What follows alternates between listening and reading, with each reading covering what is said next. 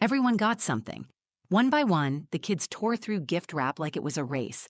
Colorful boxes, cheerful squeals. My nephew Asa shouted when he got the remote control car he'd been begging for. My niece Kira hugged her brand new doll like it was gold. Even the dog got something, a chewy bone tied with a red ribbon. I watched, smiling. Then Evelyn turned to my daughter, Nyla, the last one left. She handed her a small, flat package. "Here you go, sweetheart," she said. Nyla smiled up at her and gently peeled back the wrapping. The room was quiet now, watching. What she revealed wasn't a toy or a book. It was a bar of soap. I felt the air change. My husband Dorian stiffened beside me. Evelyn smiled like she'd done nothing wrong and said, "Everyone plays their part. Yours is cleaning." Nyla didn't say a word. She just looked down at the soap resting in her lap. I was about to speak, my jaw tight, heart pounding, but then Nyla reached into her backpack. I froze. She pulled out an envelope. Quietly, calmly, she stood, walked over to Evelyn, and said, "Dad told me to give you this if you ever treated me like a maid." My heart stopped. Inside that envelope was something Evelyn never saw coming. And what happened next changed everything. The night before Evelyn arrived, I stood in the kitchen folding cloth napkins I didn't even like. I had scrubbed every surface, fluffed every pillow, and baked a second batch of ginger cookies, just in case the first one wasn't soft enough for her taste.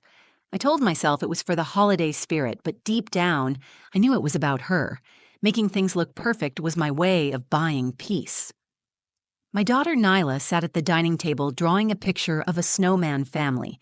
She gave the smallest one pigtails and said, "That's me."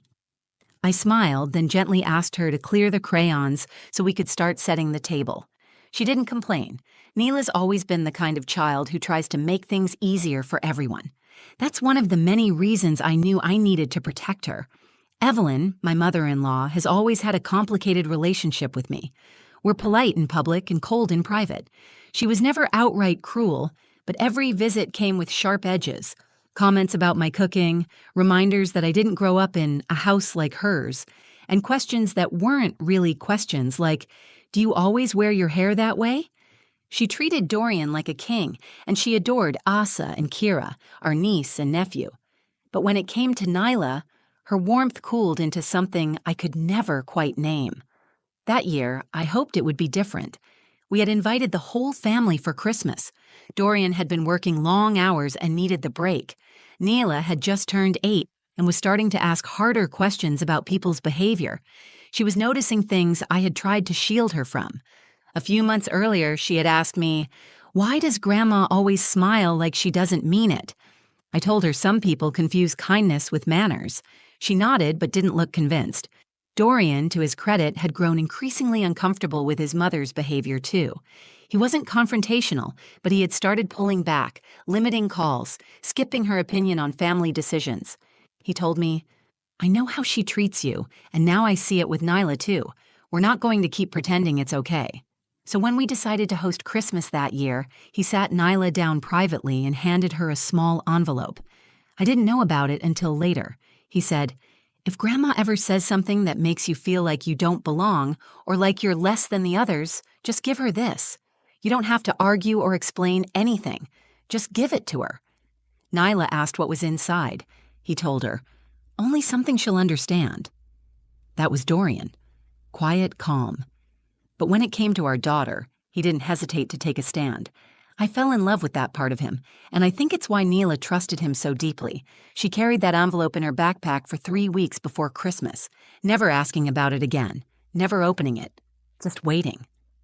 The morning Evelyn was due to arrive, I found Nyla sitting by the front window with her backpack zipped shut beside her. She was watching the snow fall, humming quietly, her fingers wrapped around the strap like it was something precious. I asked her if she was excited. She nodded, then said, "I'm ready." I remember thinking that was a strange way for an 8-year-old to respond. Not "I can't wait" or "I hope she brought me something." Just "I'm ready," as if she knew something was coming. By the time the doorbell rang, our home looked perfect. The tree was lit, the music soft, the cocoa warm. Family poured in with laughter and scarves and snowy boots. Evelyn swept in like a queen entering a ballroom, kisses on cheeks, Praise for Asa's new haircut, compliments for the cookies she didn't know I'd made twice. When she hugged Nayla, it was brief and distracted. Then she handed her coat to me without asking and walked into the living room.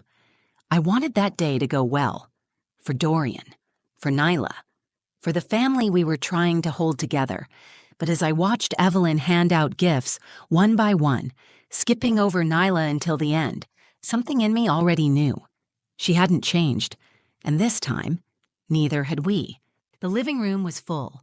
Wrapping paper crumpled in corners, mugs of cocoa half full, and the scent of cinnamon and pine in the air. Everyone had found a spot near the tree. Dorian sat beside me, one arm stretched behind my back. Nayla was cross-legged on the floor, smiling up at her cousins, who were still chattering about their gifts. Evelyn stood near the fireplace like she was about to make an announcement.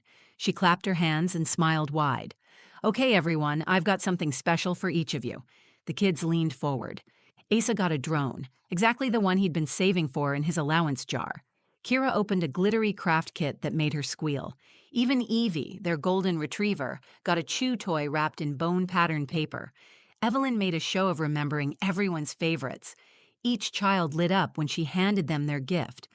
I watched Nayla's face carefully. She was smiling, but I saw her hands clench slightly on her lap. She didn't ask when her turn was coming. She just waited. Then finally, Evelyn reached behind her and pulled out a small, flat box. No ribbon. She handed it to Nayla. "Here you go, sweetheart," she said. Neela's smile twitched, and she started unwrapping it slowly. The room quieted again. I could hear the fire crackling. I leaned forward without meaning to. When the paper fell away, I saw it. A white bar of soap in a plain cardboard box. I thought I had misunderstood at first. Surely this was part of something. A joke? A handmade project? Then Evelyn spoke. Everyone plays their part. Asa helps shovel snow. Kira helps in the kitchen. Nyla's always been good at tidying up. I thought this was appropriate. Nyla looked down at the soap in her hands. Silent. Still. I stared at Evelyn.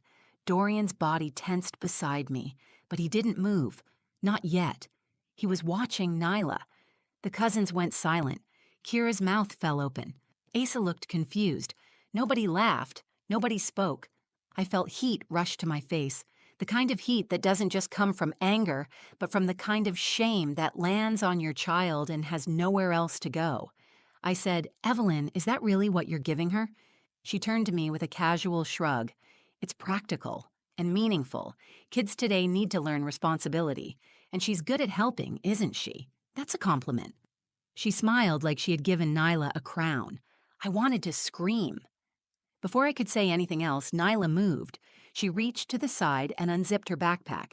I thought she might be pulling out a book or a toy to distract herself, maybe even a drawing to show she didn't care. Instead, she took out a plain white envelope. She stood and walked up to Evelyn, who was still beaming as if the moment had gone perfectly. Nyla held it out and said, "Dad told me to give you this if you ever treated me like a maid." Her voice was clear. Not loud, not angry, just steady. My heart stopped. I looked at Dorian, who met my eyes. His jaw was tight, but he nodded once, slowly. Evelyn took the envelope like someone had just handed her a parking ticket. "What is this?" "Something you'll understand," Nyla said. Then she walked back and sat down next to me. I wrapped my arm around her, pulled her close. She rested her head on my shoulder without saying a word. Evelyn opened the envelope. She held it with both hands, like it was heavier than it looked. There was a folded piece of paper and a check inside. I watched her face shift as she read. Her eyes moved back and forth across the page. Her mouth opened slightly, but no sound came.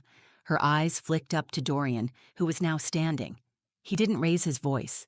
He just said, "You crossed the line." The room stayed silent. No one moved. The gifts forgotten. The fire crackled, and the air held something sharper than before. Evelyn folded the letter back up without a word. She looked smaller somehow, as if the air had gone out of her. She tucked the envelope into her purse and turned to sit down without meeting anyone's eyes. Neela didn't speak for the rest of the gift exchange. She didn't need to, because whatever was in that letter had done more than confront Evelyn. It had spoken for a little girl who had been expected to stay quiet, and now she didn't have to. After Nyla handed Evelyn the envelope, The room didn't go back to normal. The usual buzz of wrapping paper and laughter was gone. Everyone had fallen quiet, unsure of what had just happened. Evelyn had tucked the envelope into her purse without another word, and Nayla had curled into my side like nothing unusual had occurred, but something had shifted. Dorian stood for a moment longer, then slowly sat down beside us. His hand rested gently on Nyla's back. She didn't flinch or move away. She just kept staring at the fire. I wanted to ask about the letter, about the check I had seen peeking from the envelope, but I didn't want to break the silence Nyla had earned. There was strength in her quiet, and I wasn't going to take that away by filling the moment with questions. Later that evening, once the dishes were done and the kids were upstairs watching a movie, I finally turned to Dorian. "What was in that letter?" I asked. He didn't answer right away. He stood at the kitchen sink, wiping his hands with a towel. Then he turned, leaning back against the counter. "I wrote it 3 months ago," he said. "After that dinner when Mom told Nyla she was lucky to have your cleaning skills passed down." I remembered that night well. Evelyn had said it with a laugh, like it was nothing. Nayla had smiled politely, but I'd seen how her face dropped when she turned away. We hadn't spoken of it since. "I didn't want to make a scene," Dorian continued, "but I also wasn't going to let it happen again, so I wrote her a letter, told her what I needed to say, calmly, clearly, and I added a check." I raised an eyebrow. "A check?" He nodded. "For $5,000. It was the rough value of everything she ever claimed she'd done for us. The babysitting, the gifts, the help when Nyla was a baby. I figured if she ever tried to use her generosity to excuse cruelty, I'd pay off whatever she thought we owed her. That way we could end the emotional transaction." I leaned against the table, trying to process it. "She kept a tally," he said. "Not just of favors, but of power. And I needed Nyla to see that we don't let people trade kindness for control." I thought of Nyla sitting at the window that morning, gripping her backpack like it was something more than school supplies. She had known something might happen.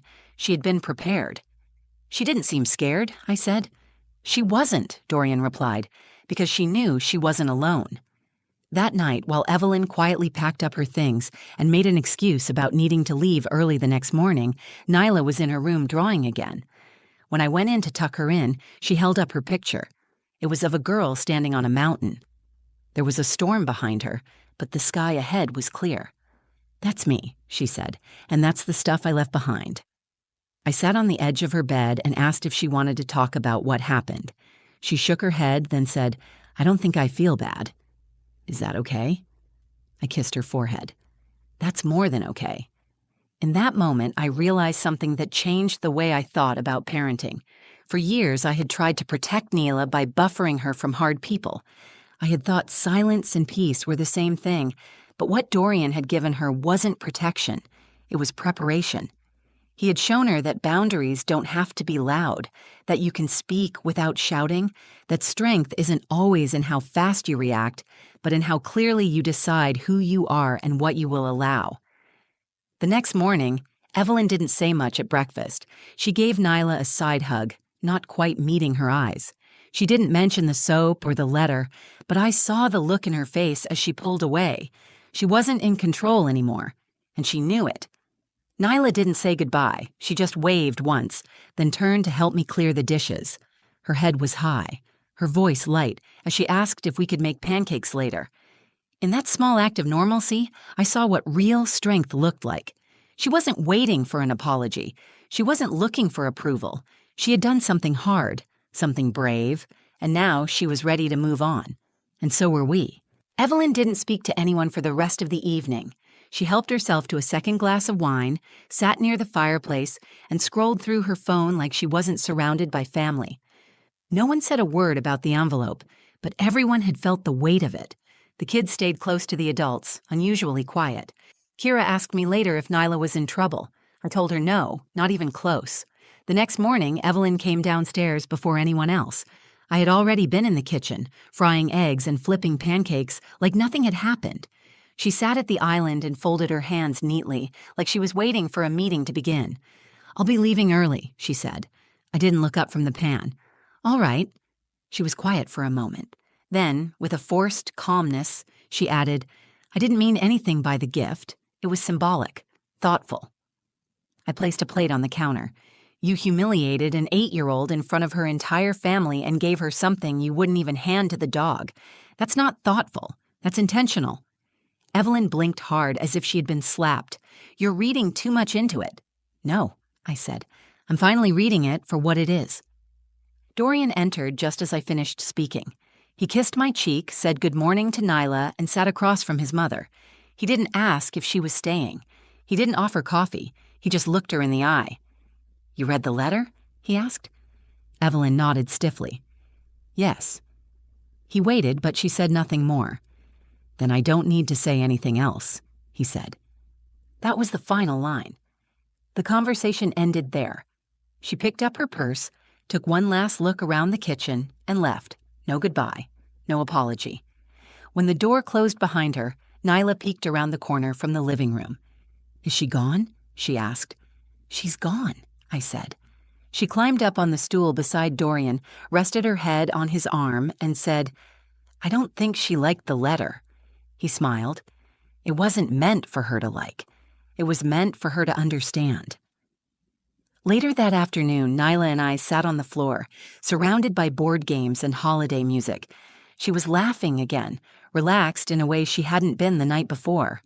I watched her carefully, checking for signs of hurt, signs of confusion, but they weren't there. I asked, Did it feel scary? A little, she said, but I felt like I had armor. I asked her what she meant. She pointed to the backpack. That letter was like armor. It made me feel safe, even before I gave it to her, because I knew I didn't have to argue or be loud. I just had to be ready. That line stayed with me. Be ready. I had spent so long trying to avoid conflict, trying to smooth things over, that I had never thought to prepare Nyla for. The moment she would have to defend herself. I used to believe that kids should be shielded from that kind of ugliness, but what Dorian had done was something better. He had empowered her.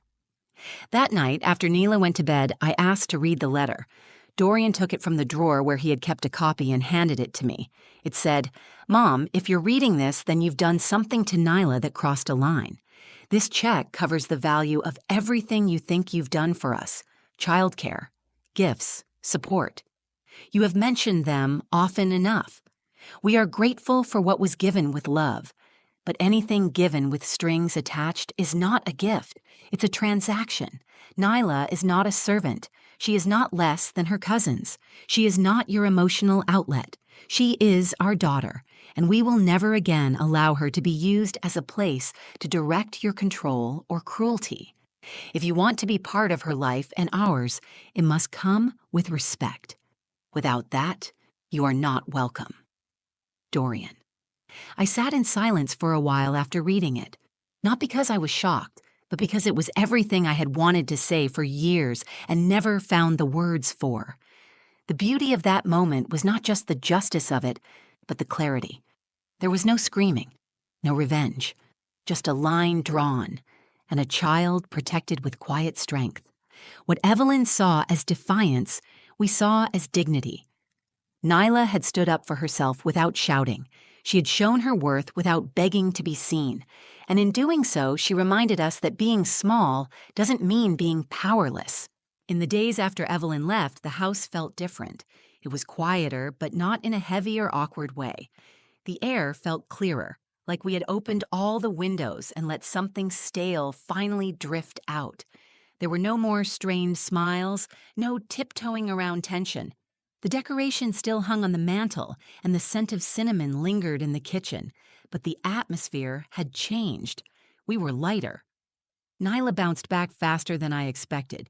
She didn't bring up the soap or the letter again. She didn't ask questions or second-guess herself.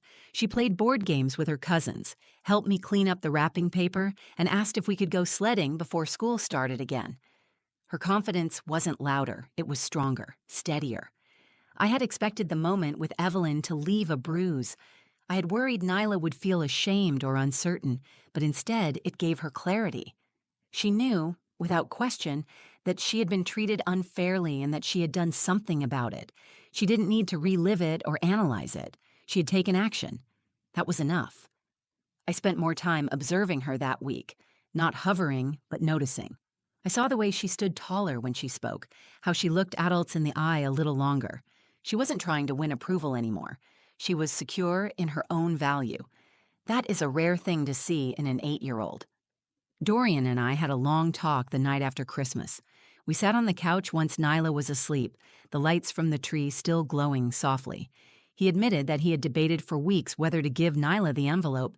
He had been afraid it was too much responsibility for her. But I realized something, he said. She's already smart enough to know when she's being mistreated. What we owe her isn't to protect her from knowing it. We owe her the tools to face it. That stayed with me. For years, I thought parenting meant shielding. I thought I had to create a world where Neela never saw the sharp edges. But sharp edges exist in people, in families, in conversations that are dressed up as tradition but carry the weight of control. What Nyla needed was not a bubble. She needed armor. Not armor to harden her, but to strengthen her, to give her choices, to let her know she wasn't alone when the moment came. A week after Evelyn left, a letter arrived in our mailbox. It was from her. The handwriting was firm and clean. There was no check enclosed, no gifts, just a letter. She wrote that she had read Dorian's words more than once, that she had never thought of herself as cruel, but that maybe she had been. She didn't apologize directly to Nyla, but she said she was sorry for any moment that made her feel small. She ended the letter by saying she needed time to think and that she understood if we needed time too. I read it once, then handed it to Dorian without comment. We both agreed it was a start, not a solution, and we were fine with that. That weekend, I sat down with Neela while she worked on a puzzle. I asked her if she felt proud of what she did. She nodded. "Are you glad you gave her the letter?" I asked. "Yes," she said. "Would you do it again?" She looked up at me and answered without hesitation. "Yes, because I'm not her maid." That was it. No need for big speeches or emotional breakdowns, just truth, plain and sure. She had found her voice and she wasn't afraid to use it. I don't think Evelyn meant to be cruel. I think she came from a place where roles and respect were confused, but intention doesn't erase impact. And in that moment, Nyla taught all of us something powerful. She showed us what it looks like to take a stand without raising your voice, to set a boundary without a breakdown, to demand respect, not with anger, but with certainty. Sometimes strength comes quietly. Sometimes courage fits inside a child's backpack, sealed in an envelope, waiting for the right moment. And when that moment comes, it can change everything. Thank you for listening to our story. If it reminded you of someone in your life, or made you think about the quiet ways we stand up for ourselves and the people we love, I hope you'll share it. These moments may seem small, but they shape who we become. And sometimes they even change families. If you've ever been in a situation where someone tried to make you feel small, or if you've seen a child show quiet courage like Nyla did, I'd love to hear about it in the comments. Your story might help someone else find their strength. If you found value in this video, please give it a thumbs up. Share it with someone who might need to hear it. And if you enjoy real stories with real heart, I'd love for you to subscribe to the channel. We've got more coming, more stories, more moments that stay with you long after the video ends. Thanks for being here.